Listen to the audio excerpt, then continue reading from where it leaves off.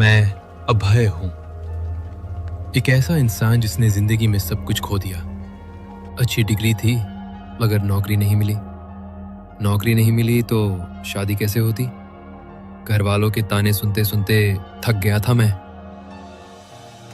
बस एक दिन बिना कुछ सोचे समझे निकल पड़ा, एक अनजान सफर पर, अंधेरी रात में गाड़ी चलाता हुआ, मंजिल के बिना, सिर्फ अपनी नाकामी से भागते हुए। रात के 12 बजे थे। सड़क के किनारे एक आदमी हाथ में लालटेन लिए खड़ा था। उसे देखते ही अभय ने रास्ता पूछने के लिए गाड़ी रोक दी। चाचा जी, ये रास्ता कहाँ जाता है? बेटा, ये रास्ता वहां जाता है जहां तुम जाना चाहते हो, मगर वहां नहीं जाता जहां तुम्हें जाना चाहिए। मतलब? अक्सर रास्ता हमें चुनता है, हम रास्ते को नहीं चुनते। पर सावधान, तुम जिसे ढूंढ रहे हो वो तुम्हें ढूंढ रहा है। उसकी बातों ने अभय को गहरी सोच में डाल दिया। वो कौन था?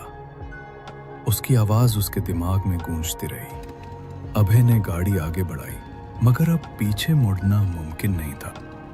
थोड़ा आगे बढ़ते ही अभय एक अजीब से मोड़ पर पहुंचा, जहां कोहरा इतना घना था कि हेडलाइट भी मुश्किल से रास्ता दिखा रही थी। उसके सामने 3 रास्ते थे।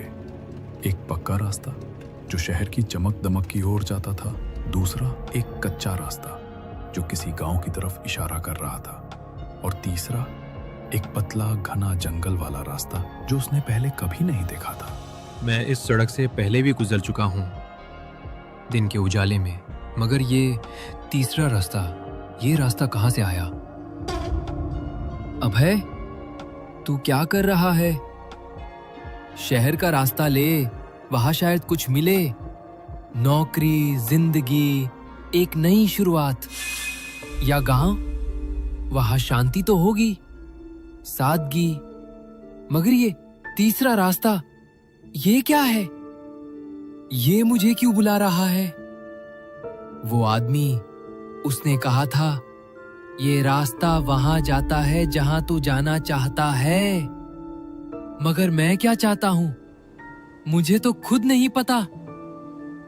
फिर भी ये रास्ता, ये जैसे मेरे दिल को खींच रहा है। जैसे ही उसने गाड़ी तीसरे रास्ते पे गाड़ी बढ़ाई, उसे लगा अब पीछे मुड़ना नामुमकिन है। वो रास्ता कहीं ले जा रहा था, शायद किसी मंजिल की ओर, या शायद अंत की ओर। सुबह मुर्गियों की बांग से उसकी आंख खुली। उसे नहीं पता कि वो यहां कैसे पहुंचा। जब उसने उठकर देखा तो गांव किसी कवि के सपने जैसा लगा। छोटे छोटे मिट्टी के घर, फूलों की खुशबू, चिड़ियों की चहचहाहट और गायों की घंटियों की मधुर आवाज। उसका दिल हल्का हो गया, जैसे सालों का बोझ उतर गया हो। ऐसा लगा जैसे उसे नया जन्म मिला हो, जैसे ये गांव उसका घर हो।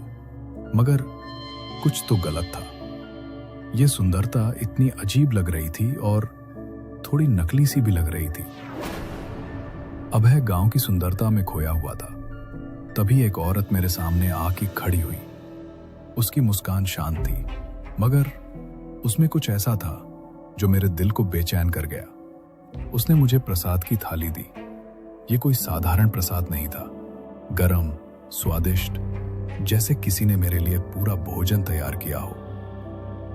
आप कौन हैं? ये प्रसाद इतना स्वादिष्ट, मगर आपने मेरे लिए ये क्यों बनाया?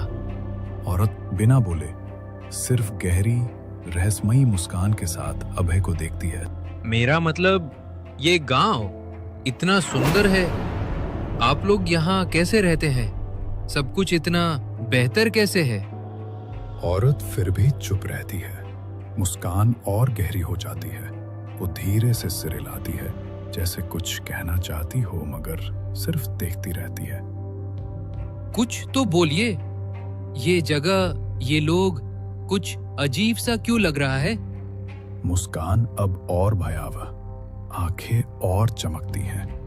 वो एक कदम पीछे हटती है, फिर भी बिना बोले बस उसे देखती रहती है। उसकी चुप्पी ने मुझे और बेचैन कर दिया। मैंने गांव में घूमना शुरू किया। सब कुछ इतना सुंदर था, फिर भी कुछ गलत सा लग रहा था। उस गांव में लोग तो थे, लेकिन कोई कुछ नहीं कर रहा था। कोई एक दूसरे से नजरें नहीं मिलाता था। मेरे मन में सवाल उठने लगे कि ये ऐसा कैसे हो सकता है, और वो औरत इतनी क्यों मुस्कुरा रही थी। कुछ तो गड़बड़ थी। गांव में जिंदगी थी, मगर जैसे वो जिंदगी नकली हो। कोई किसी से बात नहीं कर रहा था। मैंने एक बच्चे को देखा।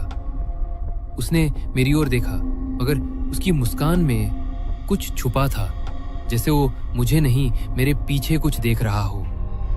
मेरे मन में बेचैनी बढ़ने लगी।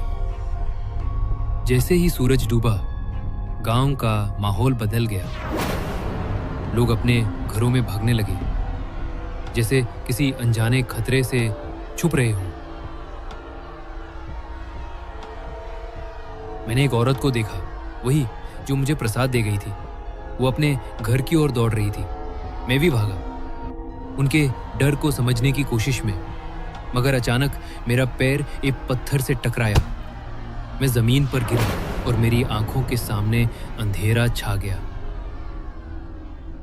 जब होश आया, मैं मंदिर के पास जमीन पर था। मेरी आंखें खुली तो मैं सिहर गया। गांव के सारे लोग मेरे चारों ओर खड़े थे, चुपचाप बिना हिले मुझे घूर रहे थे। उनकी आंखें जैसे उनमें कोई जिंदगी नहीं थी, बस एक खालीपन। मेरे मन में एक सवाल गूंज रहा था, आखिर पिछली रात को मेरे साथ क्या हुआ था। तभी वो औरत सामने आई, वही औरत, मगर अब उसकी मुस्कान जैसे वो मेरे भीतर कुछ देख रही थी, कुछ ऐसा जो मुझे नहीं दिख रहा था। पिछली रात को मेरे साथ क्या हुआ था? ये पानी पे लो, तुम्हें अच्छा लगेगा। ये पानी? आप लोग मुझे क्यों घूर रहे हैं? यहाँ क्या हो रहा है? अभय घबराते हुए चारों ओर देखता है। गांव वालों की नजरें उस पर टिकी है। कोई हिलता नहीं। वो लोटे से पानी पीता है, मगर तुरंत उसके चेहरे पर घबराहट छा जाती है। उसे मुंह में कुछ अजीब सा महसूस होता है, जैसे कोई ठोस चीज। वो पानी को हथेली पर थूकता है और देखता है। उसकी हथेली में 2 खून से सने दांत हैं, जो उसके अपने लगते हैं। वो चौंक कर अपने मुंह पर हाथ रखता है और महसूस करता है कि उसके सामने के 2 दांत टूटे हैं। उसका चेहरा भय से सफेद पड़ जाता है। मैं टूट चुका था। मेरे दांत, मेरे अपने दांत मेरी हथेली में थे। मेरे शरीर में कुछ गलत हो रहा था, और ये गांव मुझे निगल रहा था। लोग मुझे घूर रहे थे, उनकी आंखें खाली मगर चमकदार, जैसे वो कोई इंसान नहीं, कुछ और हो। मैं जवाब चाहता था, मगर डर मेरे दिल को जकड़ रहा था। ये क्या हो रहा है मेरे साथ? कोई बताओ। बहन जी, आप बताओ। आपने तो पहले दिन से मेरी मदद की है। मेरे दांत, ये गांव, ये सब क्या है? तुम्हें बताने की जरूरत नहीं अभय, तुम खुद जान जाओगे। खुद जान जाओगे? ये क्या मतलब? मेरे साथ क्या हो रहा है? ये जगह क्या है? ये यहाँ की रीत है। घबराने की कोई बात नहीं। जो होता है वो होना ही है। अभय को अब थोड़ा शक हुआ कि जो वो देख रहा था वो अजीब था, लेकिन अब उसके साथ भी ये सारी चीज होने लगी है। वो पूरा दिन उस गांव से बाहर जाने की कोशिश करता, मगर उसे बाहर जाने का कोई रास्ता ही नहीं मिलता। उसकी हालत और भी बदतर होती जा रही थी। जैसे हर दिन वो उस गांव से लेता था सुबह, उसे अपने शरीर से कुछ ना कुछ कवाना पड़ता था। जैसे उसके दांत गिर गए, बाल भी झड़ने लगे, उसका शरीर सिकुड़ने लगा, और देखते ही देखते उसकी हालत और खस्ता होने लगी। आखिर वो दिन आ ही गया जो उसने अपने जिंदगी में कभी नहीं देखना चाहता था। एक शाम उसकी अर्थी का सामान गांव वाले लेकर खड़े थे और सब मुस्कुरा रहे थे। ये सब क्या है और ये अर्थी का सामान किसके लिए लाए हैं? आखिर वो दिन आ ही गया जिसका तुम्हें बेसब्री से इंतजार था। तुम जानना चाहते हो ना कि आखिर हम लोग कौन हैं, तुम्हारे साथ क्या हो रहा है और इस गांव का क्या रहस्य है। इससे पहले तुम अपने बारे में इस गांव को बताओ। मैं अभय हूँ, एक ऐसा इंसान जिसने जिंदगी में सब कुछ खो दिया। नौकरी, माँ बाप के सपने, दोस्त, रिश्तेदार। मैं अकेला पड़ गया, न घर में सुकून न बाहर कोई साथ। जिंदगी एक बोझ बन चुकी थी और मैं बस उस बोझ से भागना चाहता था। बस एक दिन बिना कुछ सोचे समझे मैंने गाड़ी उठाई और निकल पड़ा। एक अनजान सफर पर अंधेरी रात में गाड़ी चलाता हुआ, बिना मंजिल के, सिर्फ अपनी नाकामी, अपने दर्द और उस खालीपन से भागते हुए मैं इस गांव पहुंचा। लेकिन मेरे साथ जो हो रहा है वो मुझे जानना है। तुम जिस दौर से गुजर रहे हो उस दौर से हम भी गुजर चुके हैं। ये गांव हमें वो हर चीज देता है जिसे हमें जरूरत है, लेकिन हमें भी इस गांव को कुछ देना पड़ता है। कुछ देना पड़ता है मतलब क्या? और ये गांव क्या है? मैंने कभी इस गांव के बारे में नहीं सुना। कुछ चीजें ऐसे होती हैं जो देखती नहीं लेकिन होती हैं। इस गांव में जो लोग हैं वो सब अपनी जिंदगी से हार चुके थे, लेकिन वो सभी ने अपनी जिंदगी का सौदा करके वो सब चीज पाली जिसे इनको जरूरत थी, और इस गांव ने वो सब कुछ हमें दिया जो हमें चाहिए। जिंदगी का सौदा मतलब? जिस दिन तुम इस गांव में आए थे तभी तुमने अपनी आत्मा का सौदा कर दिया था। आज वो लौटने का समय आ गया है और इसकी जिम्मेदारी मेरी है। अचानक गांव वाले एक साथ हंसने लगते हैं। सूरज पूरी तरह ढल चुका है और गांव अंधेरे में डूब जाता है। गांव वालों का असली रूप सामने आता है। उनके चेहरे अब मृत, उनकी आंखें खाली और उनके शरीर सायों जैसे धुंधले हैं।